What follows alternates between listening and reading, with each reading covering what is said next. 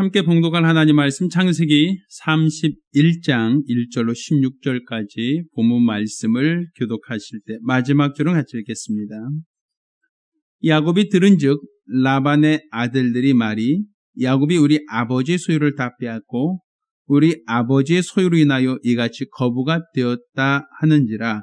야곱이 라반의 안색을 본즉 자기에게 대하여 전과 같지 아니하니 여호와께서 야곱에게 이르시되 내 조상의 땅 내 족속에게로 돌아가라. 내가 너와 함께 있으리라 하신지라. 야곱이 보내어 라헬과 레아를 자기 양떼에 있는 들로 불러다가 그들에게 이르되 내가 그들의 아버지의 안색을 본즉 내게 대하여 전과 같지 아니하도다. 그러할지라도 내 아버지의 하나님은 나와 함께 계셨느니라. 그들도 알거니와 내가 힘을 다하여 그들의 아버지를 섬겼고 그들의 아버지가 나를 속여 품삯을 10번이나 변역하였느니라. 그러나 하나님이 그를 금하사 나를 해치 못하게 하셨으며 그가 이르기를 점 있는 것이 내 삭이 되리라 하면 온 양떼에 낳은 것이 점 있는 것이요 또 얼룩무늬 있는 것이 내 삭이 되리라 하면 온 양떼에 낳은 것이 얼룩무늬 있는 것이. 하나님이 이같이 그들의 아버지의 짐승을 빼앗아 내게 주셨느니라.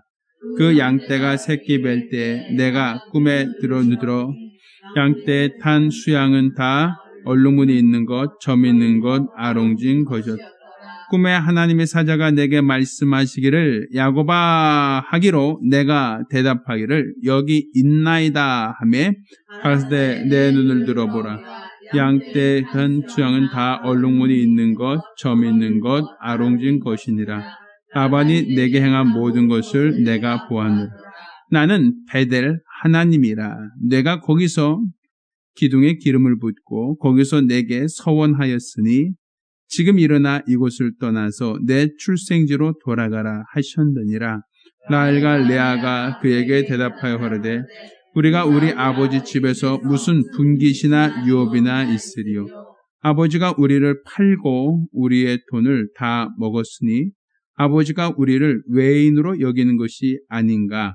하나님이 우리 아버지에게서 취하신 재물은 우리와 우리 자식의 것이니 이제 하나님이 당신에게 이르신 일을 다 준행하라.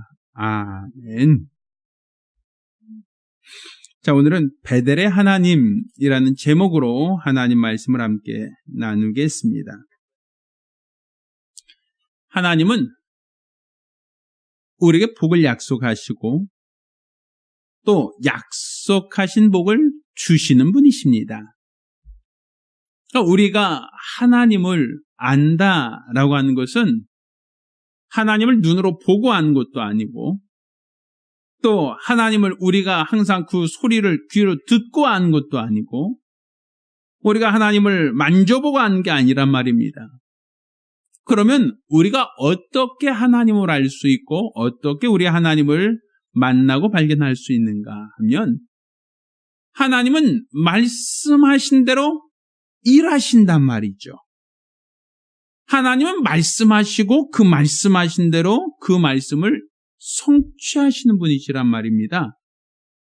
그러니 우리는 하나님이 눈으로 보여서 믿고 귀로 들려서 믿고 감각되어서 믿는 게 아니라 하나님의 약속을 우리가 가지고 있으면 그 약속을 반드시 이루시는 하나님, 그 약속하신 바를 반드시 성취하시는 하나님, 이와 같은 하나님을 우리는 찾고 만날 수 있는 겁니다.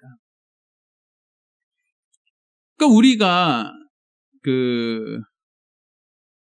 제 아들이 이제 내일 캐나다로 들어갑니다라고 하는 어떤 일정이 있어요. 그래서 몇 시에 가는데 라고 하니까 비행기 싸게 대해서 비행기 시간에 대해서 이제 알려줘요. 몇 시까지 공항에 가서 몇 시까지 티켓팅하면 몇 시에 비행기가 출발합니다 라고 하는 운행 스케줄이 있단 말입니다. 물론 공항의 사정에 따라서 항공사의 사정에 따라서 지체되거나 변경될 수는 있어요. 그렇지만 그 비행기를 타기로 했던 모든 승객들은 아마 그 시간에 공항으로 다 올 겁니다. 왜? 그 시간에 가야만 비행기를 탈 수 있다라는 생각을 하고 있기 때문에. 그러니까 비행기는 그냥 조종사가 비행기 타고 나서 우리가 기분 나쁜 대로 야 가자 하면서 그냥 쭉 몰고 나가는 게 아니라 반드시 운행 시간에 따라서만 운행을 한다는 거예요. 그냥 조종사가 날고 싶을 때 언제든지 가서 그냥 휙 그냥 날아버리는 게 아니라 조종사 임의대로 나르는 게 아니죠. 항공사에서 정해놓은 스케줄대로 항공사에서 정해놓은 목적지까지 시간에 가기로 이미 그 스케줄은 어제 짠 게 아니라 몇 개월 전, 몇 년 전부터 이미 그 계획은 짜 있는 겁니다. 그러면 그 계획에 따라서 사람들이 그 예매를 하는 거예요. 내가 몇 월 며칠 날 토론토로 가겠습니다. 그런데 그때 비행기가 언제 몇 시에 있습니까? 하면 이미 운행 계획이 1년 후 거까지 다 짜 있어요. 예약이 가능하니까. 그러니까 이미 계획되어져 있는 것을 내가 약속해놓고 그 다음에 그 날짜에 가서 공항에 가면 비행기를 탈 수 있는 거예요. 그러니까 즉흥적으로 되는 게 아니란 말입니다. 이미 계획되어 있고 계획된 것을 성취하는 거죠. 이것처럼 하나님도 우리가 눈으로 보고 믿는 것도 아니고 만져보고 감각하고 믿는 게 아니라 하나님이 우리에게 약속하신 것은 반드시 하나님이 지키시는 분이시니까 우리가 하나님을 만나려면 어디로 가야 됩니까? 무엇을 붙들고 있어야 만날 수 있겠습니까? 그 약속을 붙들고 있을 때 하나님을 만나는 거예요. 그 약속 안에 거하고 있을 때 하나님을 찾을 수 있는 거예요.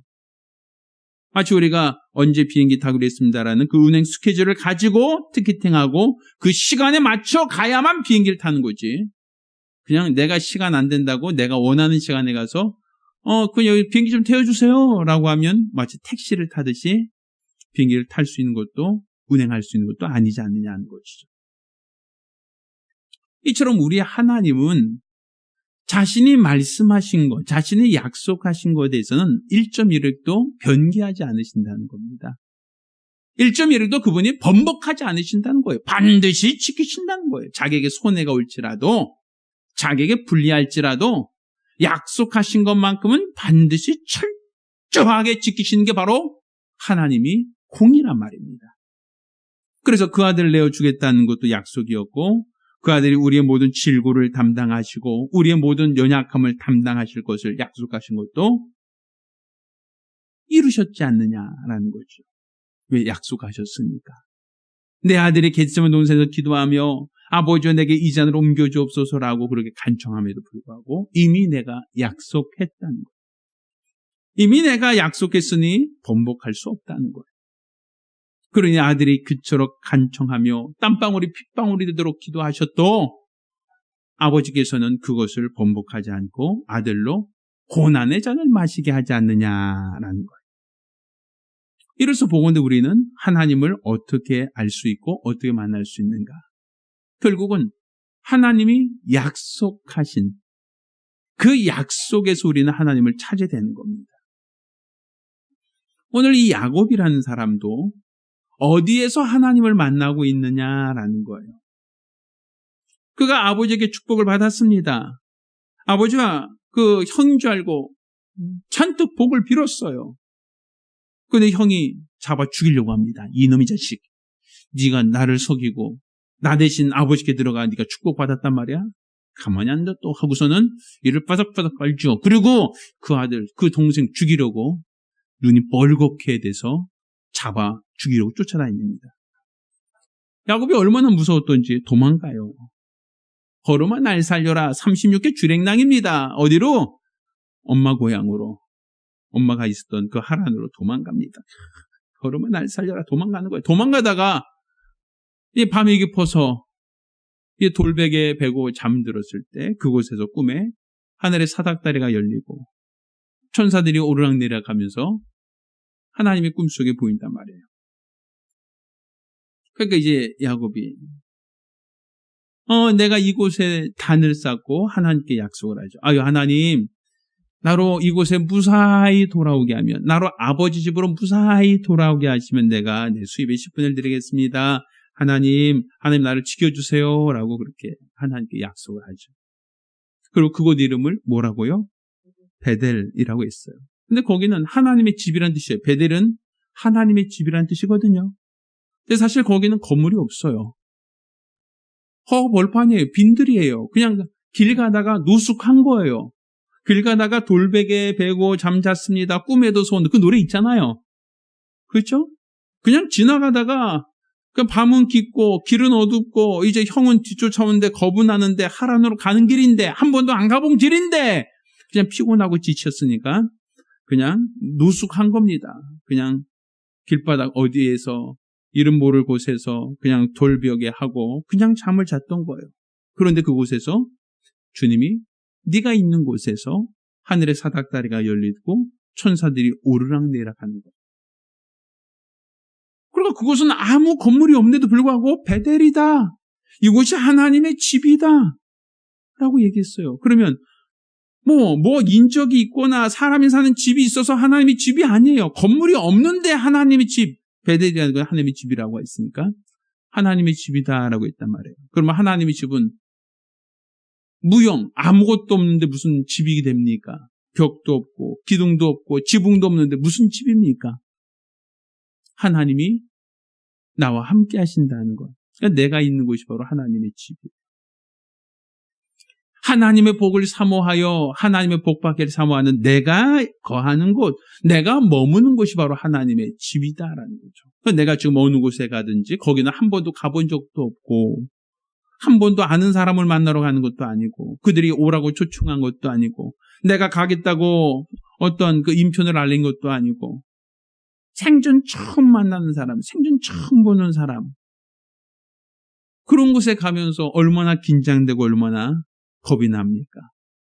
가는 길에 강도를 만날지, 가는 길에 어떤 어려움과 장애물이 있을지, 혹여 그곳에 갔는데 삼촌이 있는지 없는지도 모르잖아요. 그런데도 불구하고 야곱이 담대히 갈 수 있었던 것은 내가 있는 곳에 하나님이 함께 하신다는 약속이에요. 내가 지금 아무 건물도 없는 이 빈들에서 잠을 자고 있지만 이곳이 바로 하나님의 집이다라는 거예요. 내가 머문 그곳에 하나님의 사닥다리가 열리고 하늘로 천사들이 오르락 내리락 하며 하나님이 내가 있는 곳에 그분이 교통하고 있다는 거예요. 그게 바로 베델이에요. 그러니까 그런 약속을 가지고 외삼촌 집에 간 겁니다. 그리고 그곳에 가서 그곳에서 하나님이 나를 도와주시는 그 증거를 체험하는 거죠. 삼촌은 그 사람을 이용하려고만 합니다. 가족인데, 친척인데, 어떻게 본다면 자기 그 어머니의 오빠 아닙니까? 그럼 가까운 인척이잖아요. 그런데도 불구하고 어떻게 하면 얘를 통해서 내가 이용할까만 생각을 해요. 가족인데도 불구하고, 친척인데도 불구하고 얘를 부려먹을 생각만 하고 얘가 부려먹어서 내가 얘를 덕분에 부자 될 생각만 하고 있어요.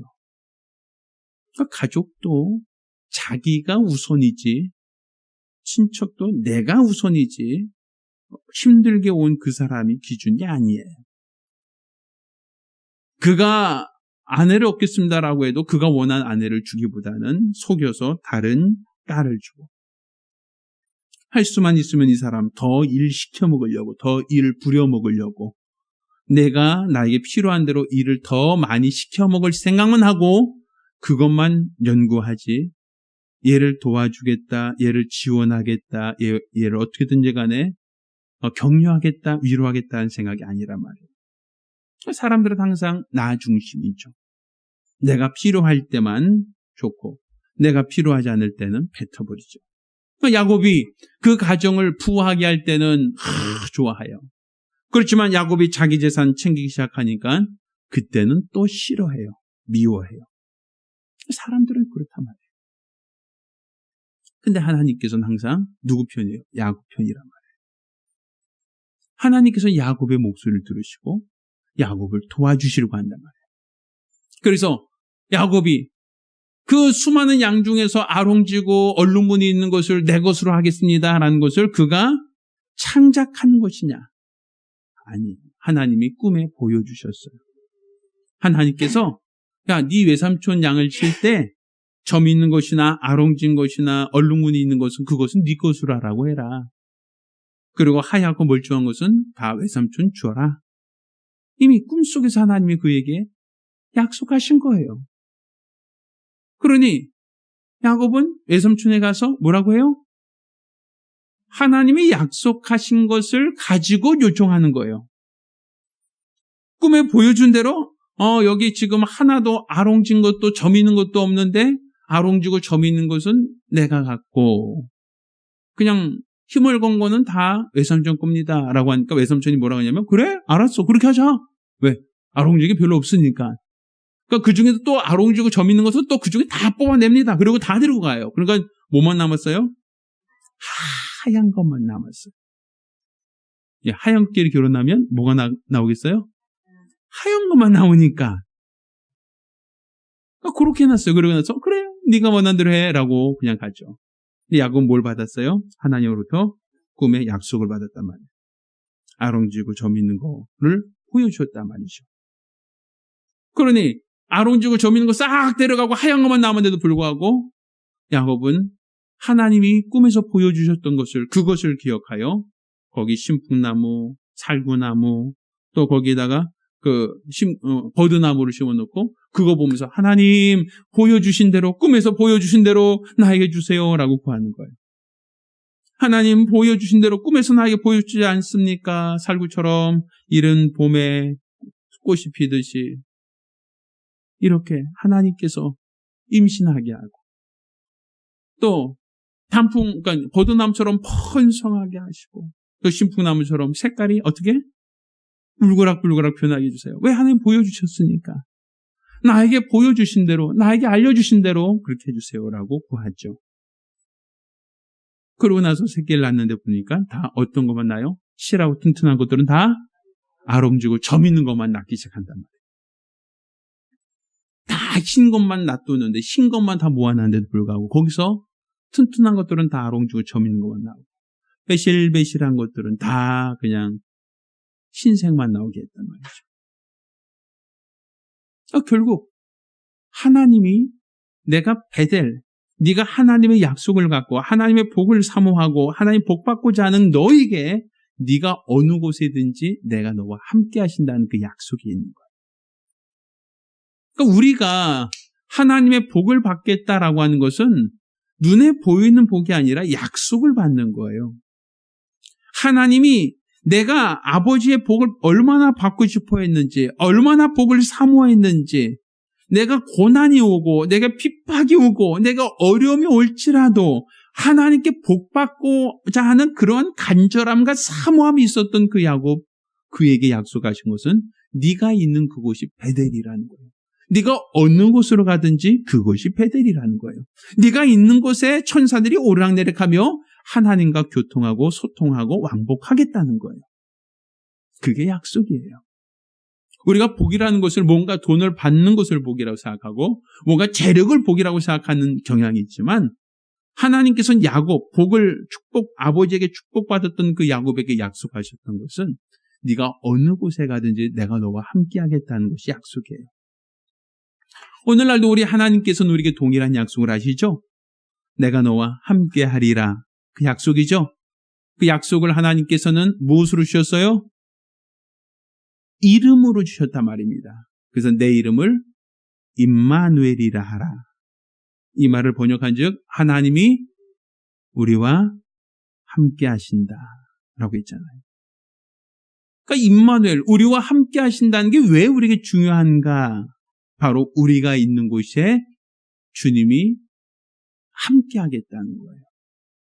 그래서 우리는 베델이라고 하는 것을 다른 표현으로 뭐라고 그래요? 우리 하나님 집이라는 것을 우리는 하나님의 성전이라고 표현하잖아요.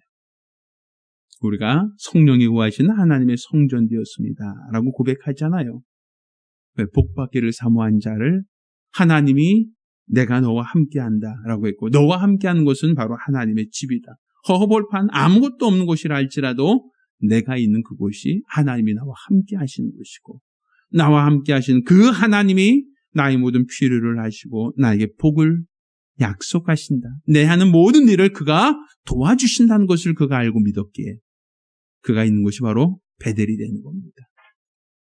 따라서 저와 여러분 모두가 하나님을 어떤 관념적인 대상으로만 이해할 것이 아니라 내가 하나님의 복받기를 사모하고 하나님의 은혜받기를 사모한다면 하나님은 내가 너와 함께 하신다고 약속하십니다. 그리고 내가 너와 함께 하신다는 그 약속으로서 임마누엘이라는 이름을 주시고 우리를 성전 삼으시는 거예요. 내가 바로 하나님의 성전이요, 내가 바로 하나님의 함께하는 자라고 하는 걸 믿으신다면 하나님께서요, 세상이 나를 속이고 세상이 나를 힘들게 하고 어렵게 한다 하여 낙심하기보다는 하나님이 내게 도와주실 것, 나에게 복 주실 것을 사모하고 그 복 주실 것을 우리가 기대할 수 있단 말이죠. 따라서 저와 여러분 모두가 야곱이 만났던 이 베델의 하나님, 야곱이 내가 너와 함께하고 내가 너를 이곳으로 돌아오겠다 약속하신 이 베델의 하나님처럼 우리도 내가 너와 함께하겠다는 임마누엘의 하나님, 내가 너를 돕겠다고 하는 임마누엘의 하나님, 그분이 바로 나의 하나님 되시기를 예수 이름으로 축원합니다. 바로 임마누엘의 하나님, 그가 나와 함께 하신 하나님입니다. 임마누엘의 하나님, 그가 나를 도우시는 하나님이십니다. 어느 곳에 있든 누가 있든 가장 가까운 친척조차도 나를 이용하려고만 하지 나를 위하지 않을 때 오직 나를 위하시는 분, 나를 도우시는 분, 나와 함께 하시는 분, 그분이 바로 임마누엘의 하나님이심을 믿으시길 바랍니다. 따라서 우리가 기도하실 때 나와 함께 하시는 임마누엘의 하나님, 내가 어디로 가든지 나와 함께 하시고 나를 도우사, 세상은 나를 이용하려고만 하지 진정 나를 위하는 세상은 또 친척은 사람은 없습니다. 오직 하나님께서 나를 위하여 주시고 하나님께서 나의 필요를 채워주시고 오직 하나님께서 나의 모든 것을 공급하여 주시옵시사. 이로써 우리가 관념적인 신이 아닌 살아서 나를 도우시는 하나님을 만날 수 있도록 도와주시옵소서. 간절히 사모하며 한 목소리로 기도합니다. 살아계신 아버지 하나님, 우리 하나님께서 우리를 사랑하심을 참으로 감사드립니다.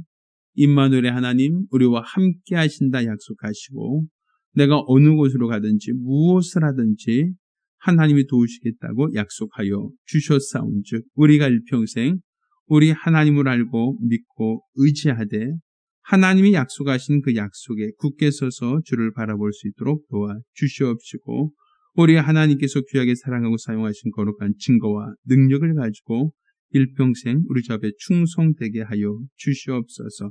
우리 하나님, 우리 모든 성도들 하나님의 약속을 받은 자들로 흔들거나 또 좌절하거나 절망하거나 낙심하지 않게 도와주시고 주 예수라는 거룩한 믿음 안에 세상을 이기는 거룩한 성도들과 가정들이 되어줄 수 있도록 도와주시옵소서. 온전히 우리 하나님께서만 영광 받아주시고 하나님께서 진히 주장하여 주시옵소서. 감사드리며 살아계신 우리 주 예수 이름으로 기도드렸습니다. 이제는 우리 주 예수 그리스도의 은혜와 아버지 하나님의 극진하신 사랑과 보혜사 성령님의 교통하시고 역사하심이 오늘 이와 같이 일평생 임마누엘의 하나님을 믿고 그를 의지하고 따르며 믿음 안에서 복받기로 열심한 우리 모든 성도들과 가정들이 이제로부터 영원까지 함께 있을지어다. 아멘. 우리 하나님께 영광에 올리겠습니다.